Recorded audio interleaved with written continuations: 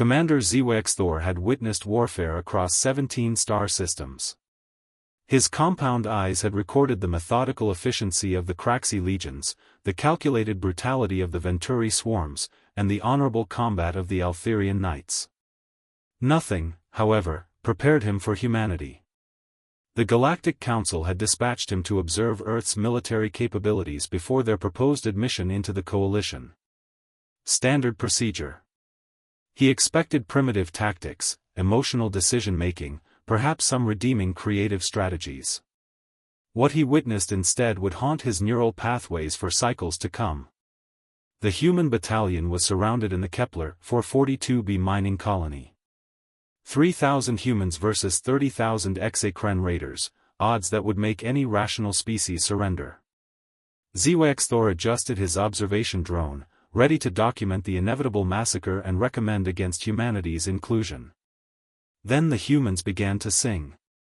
Not war cries or intimidation chants, but melancholic melodies about homes they might never see again.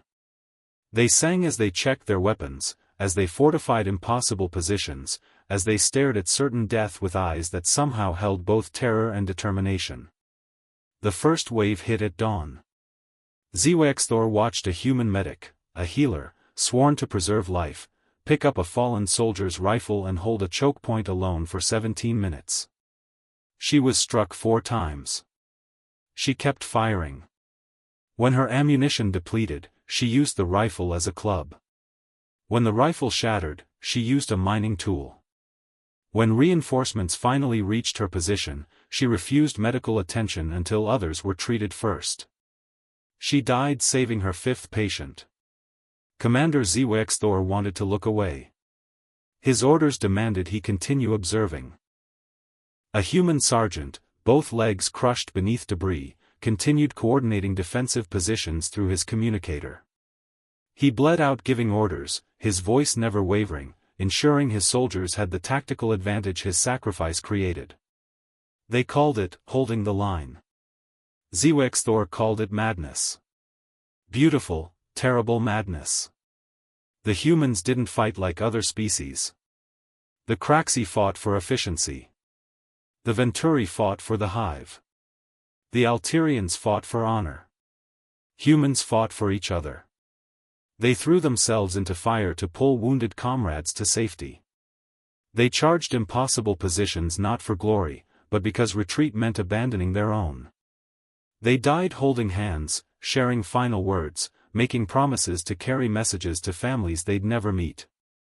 By the 3rd day, SpaceOper had documented 847 instances of what any logical species would classify as tactical suicide.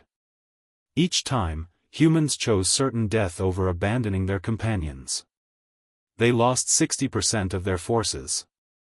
They never broke. They never surrendered. The exocrine retreated. 30,000 raiders, routed by exhausted, wounded humans who refused to stop fighting. Who refused to stop caring. Who somehow transformed their greatest weakness, their irrational attachment to individual lives, into their most devastating weapon. Commander SpaceOper filed his report with trembling appendages. His recommendation was unanimous approval for Earth's coalition membership, with one critical addendum: never make humanity your enemy. They do not fight to win. They fight because losing means failing each other, and they will endure any hell to prevent that.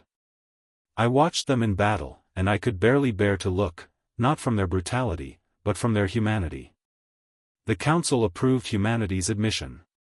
And privately thanked the stars that humans considered them friends.